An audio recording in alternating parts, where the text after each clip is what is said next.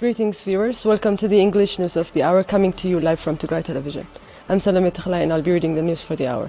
You may watch the news live on your television screens and on our social media platforms, YouTube and Facebook. I'll now proceed to the details.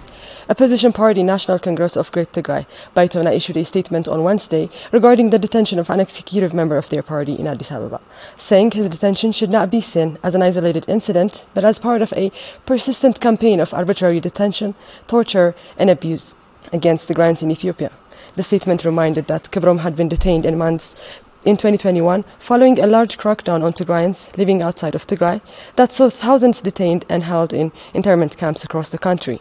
The statement called on the international community to force the Ethiopian regime to bring to an end an arbitrary detention of Tigrayans and call for the immediate release of all persons held on the basis of their identity or political opinions. Kibrom was detained on Sunday from his home in Addis Ababa and taken to Kaliti Penitentiary. According to family members, Kibrom is yet to be brought before a court of law. Kibrom had recently published a book that discusses the war on Tigray.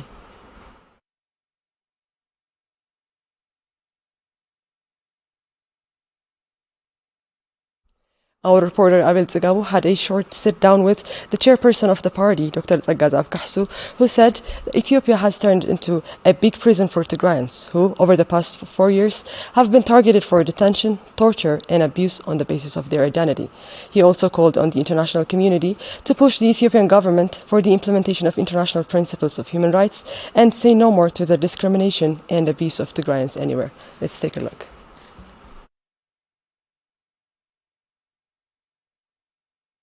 Has been arrested on Sunday, July 10th, from his house in Addis by Ethiopian security forces.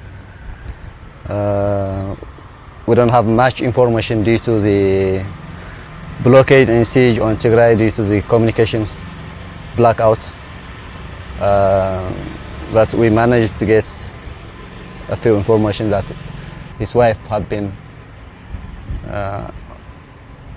arrested prior to his arrest, and he is now in one of the city police stations in custody of the security forces. He had been arrested last year along with the hundreds of thousands of Tigrayans who have been arrested and taken to different concentration camps, and he had suffered a lot of physical and psychological abuse. The regime in Addis, as a campaign, has started a new campaign of arbitrary arrest in the city of Addis Ababa. So he is one of the victims of the new campaign to harass Tigrayans in Ethiopia. The Ethiopian government has waged a genocidal war on Tigrayans. This is a continuation of the genocidal acts of the Ethiopian regime. Ethiopia is not only a big prison for Tigrayans, but it is no more a state or a country for Tigrayans. The Tigrayans don't get any services from Ethiopia as citizens of Ethiopians. They have been harassed, arrested. Hundreds of thousands of Tigrayans are still languishing in concentration camps in different parts of Ethiopia. Former Ethiopian military soldiers who are now still, for over almost 2 years now, who are still languishing in different concentration camps in Ethiopia only because they are Tigrayans, and they are dying in different concentration camps. Over 15,000 of Tigrayans who have been taken to Samara from Afar. Different parts of Afar are still languishing in Samara prison. So practically Ethiopia has become rather than a state of or a country for Tigrayans, it has become a big prison. The response of the international communities, especially the human rights agencies and the Western countries have been not to the expectation. We did hope that those who value human rights and humanity would stand up for Tigrayans and defend the abuses that are being taken place in broad light. But it appears that the international community is now trading off its value, its own value, universal human rights values, for geopolitical reasons. We are calling upon the international community to stand up for their values, for human rights, and they should pressure the genocidal state to stop committing ethnic profiling and human rights abuse on Tigrayans. Horia Imana is a mother of 4 who moved to Maqala, Tigray's capital, from Humara in western Tigray, just months ahead of the conflict, hoping to open a restaurant here and expand her business. But soon after her arrival, Horia would get into a car accident that would result in her losing her arm. But she still had a hope of working and supporting her family until the start of the siege that has blocked her from her savings and forcing her and her children to starve. Argai Gaurumkel has the details.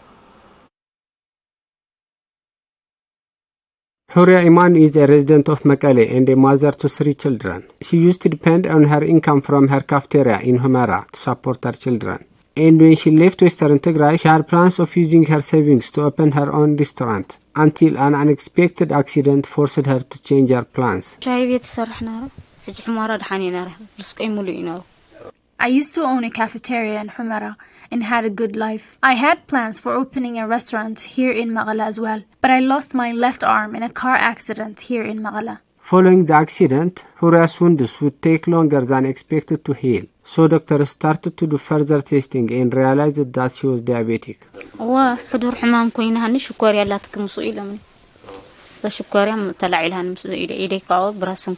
The hospital realized I was diabetic after some time. They then did another surgery. I'm still under medical follow-up today. Months of medical checkups would cost tens of thousands of per and depleted Horia's savings. Today she says she has reached a point where she has nothing to feed her children.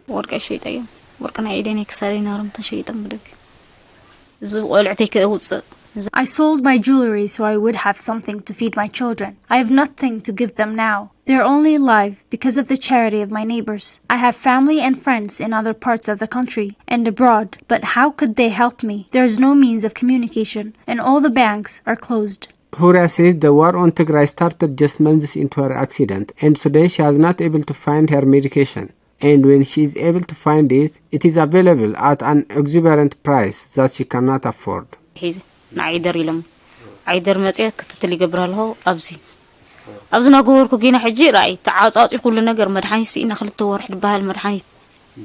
I was under medical follow-up when the siege started, and so I couldn't get my medication. Once I had to stop taking my medication for some 2 months because I couldn't afford the ones in private pharmacies. I became so ill. My entire body was swollen. Horia says things have become unbearably difficult, so difficult that she sometimes thinks of ending her life.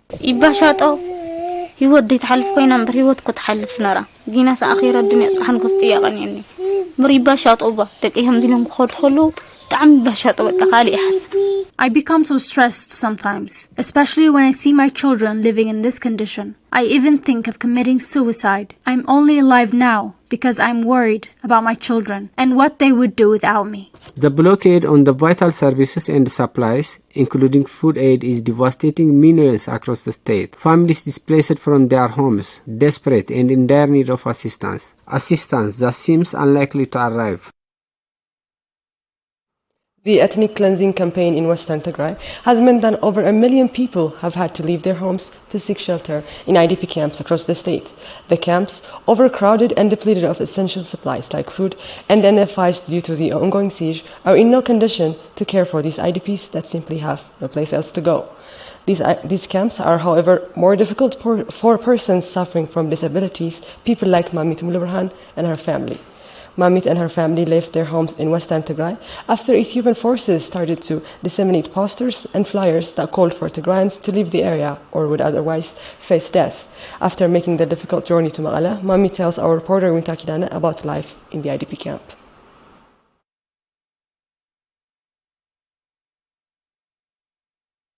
Mamit Mulalem is a mother of 5 who suffers from visual impairment but had to make a tough journey from Bakhar in the district of Kafta Humara in western Tigray to come to this IDP camp in Maqala. She says her and her family members left their homes after Ethiopian forces that had occupied the area started distributing flyers and posters in the village saying Tigrayans needed to leave.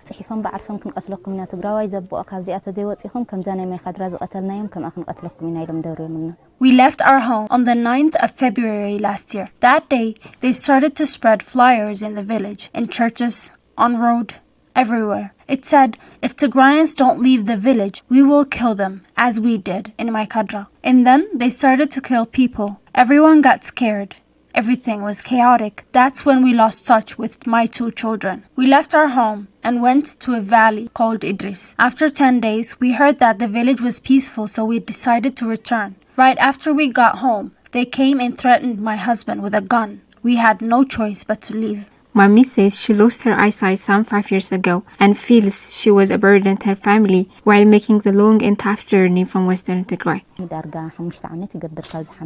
It's been almost 5 years since I lost my eyesight. Back home, my husband used to take good care of me. I was doing very well until this happened. I had to leave my home. The journey to Maqala was so difficult. I was a burden to my family, and my husband had to put me on a donkey the whole way because I couldn't walk myself.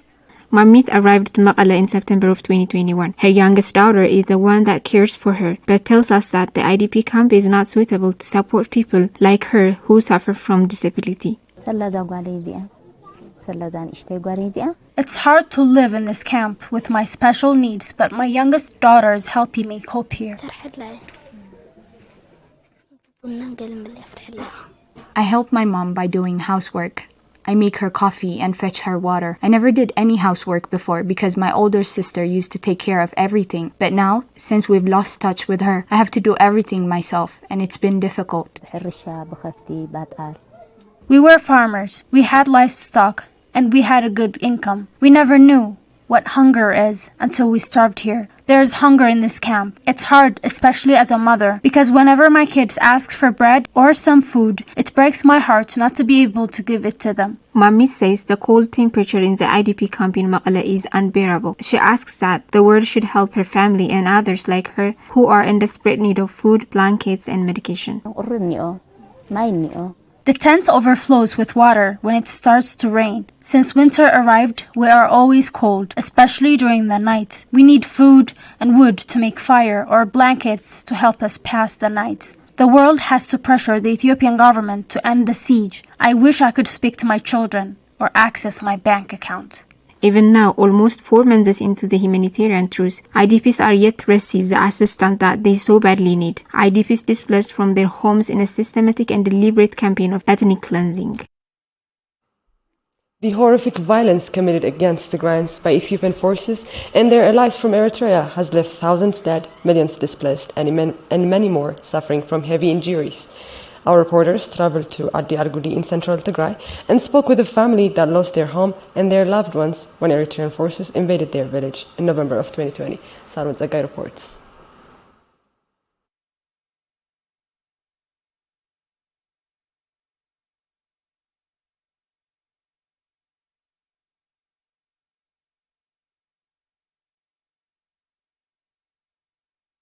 fear wherever they went. On November 23 of 2020, the Eritreans started to attack civilians in Ad-Dargudi, forcing residents to leave their homes to hide in the wilderness. Her only living son, Mas'ud, grabbed her from her home, took her to a hiding place, and left to collect his cattle. This would be the last time Ta'ba would see her son.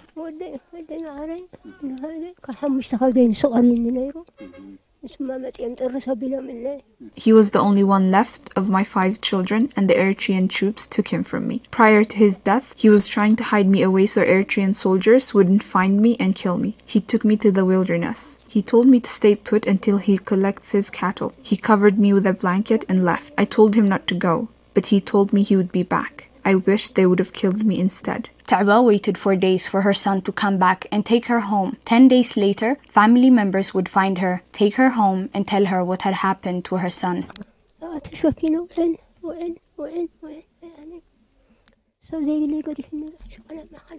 I waited for a whole day there, but he didn't come back. At dusk, I went out of my hideout and started asking people who were passing by if they saw my son. They all told me they didn't see him. I spent the night there. In the morning, I asked a man if he knew where my son was. He told me he might have gone to another area. I told myself that he wouldn't leave without me and kept asking. They all kept telling me they didn't see him. I waited for 10 days there. He never made it back. My daughter-in-law and the neighbors found me and took me home. They told me that my son had been killed. Amina Adam, Ta'ba's daughter-in-law, says her and her husband were separated while trying to escape Eritrean soldiers. Amina searched for her husband for 9 days before she finally found his dead body besides that of slaughtered animals.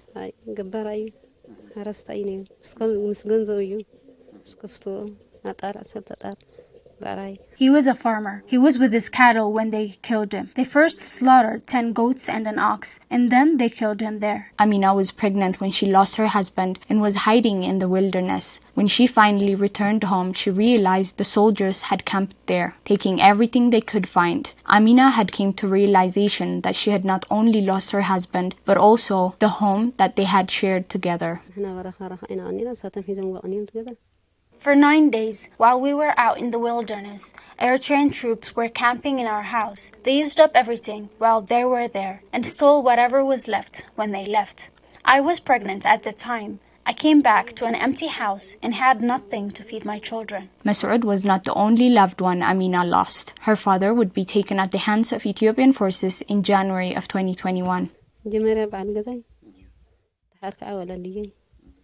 First, they killed my husband, and then they killed my father. My father was killed by Ethiopian soldiers. He was 88 years old, and he was too old to leave the house. That's where they killed him. We were forbidden from burying his body, so we buried him at night, when the soldiers wouldn't see us. Amina, a single mother of 8, is now forced to take care of her children and her mother-in-law, alone with no salary or help in sight. Women and girls in Tigray were subjected to extreme forms of sexual violence, including gang rape, sexual slavery, and violence leading to multiple health complications, including fistula. We visited Maqala Hamlin Fistula Center and spoke with multiple women, including one survivor of sexual violence who, even a year after her attack, has now been able to heal from the physical wounds of her attack. Let's take a look. For much of the world, obstetric fistula is an academic rarity. And 2 years ago, before the start of the war on Tigray, it was on its way to being eradicated in Tigray as well. But 2 years later, following the systematic destruction of health facilities across the region, the Fistula Center has once again become overwhelmed by women suffering from the condition. Another factor in exasperating the number of fistula cases in Tigray has been the widespread use of sexual violence. I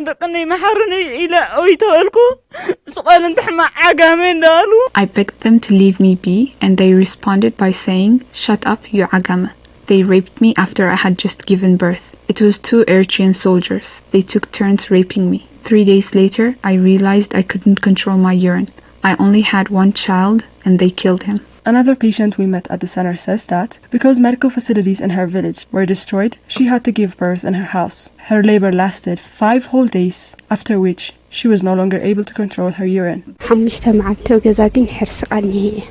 I was home during labor. It lasted for 5 days. I couldn't go to a hospital. I gave birth at home. I couldn't control my legs. They would just lean to one side. I couldn't control my bowel movement after that. Even after a year of the traumatic incident that left these women incontinent, both are yet to heal, as medical treatment remains out of reach.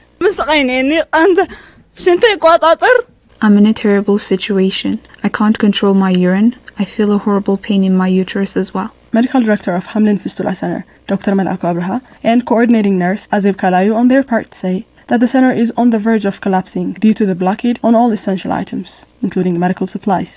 ናይ ምግቢ ናይ ጽሬት ናይ ሕክምና መሳርሒ መመርመሪታት እውን በተዘሎ ከባን እጽዋን We haven't been able to provide food or food sanitation materials as well as items necessary for diagnostic because of the siege. We are on the verge of closing our doors. ሓደ ዓመት ሙሉ ምንም ነገር የቡሊ ካብና ሰራሕተኛ ደሞዝ ጀሚሩ ማለት እዩ ለተን ሕሙማት ለብጀተለን በጀት ምንም ነገር የለ The center hasn't had anything for a year now. Since last June, we haven't had salary for staff or a budget for the patients. We're reaching a point where we can no longer provide care for those desperate women. This facility, the only one treating women with fistula cases in Tigray, just like all of Tigray's health system, has been exhausted by the ongoing siege, prolonging the suffering of these women and their families. That's all for today. Thank you for tuning in. Bye for now.